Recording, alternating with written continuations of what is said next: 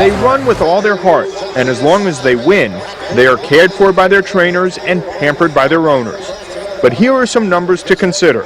In any given year, less than 0.1% of the horses eligible will run in the Triple Crown races. Only 13% of all racehorses will ever make a profit for their owners. So what happens to the thousands who don't?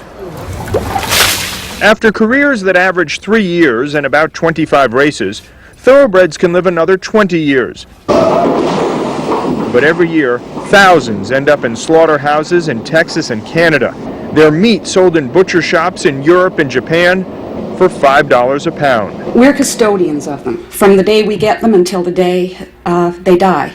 They are our responsibility. Trudy McCaffrey, who owns horses which have placed in the Kentucky Derby, is part of a group of owners and trainers concerned about the welfare of retired racehorses. Just because a horse couldn't run, wasn't competitive enough, wasn't good enough, wasn't sound enough, is not that horse's problem. On average, 35,000 thoroughbred foals are registered each year in the U.S. But once they leave the track, there are no numbers. No way to know how many thousands are at risk because they don't find second careers as show horses or trail horses. The Thoroughbred Retirement Foundation is one of a growing number of programs aimed at finding homes for horses. Grace Belcour started her own ranch outside Los Angeles. Why do you think it has taken so long for the industry to mobilize? You're looking at a business, and the horse is a commodity. Many of Belcour's horses were too slow or broken down. Others, such as Bedouin, who ran in the 1984 Kentucky Derby, are geldings, castrated stallions with no breeding ability and the most likely to be discarded. He won $1 million.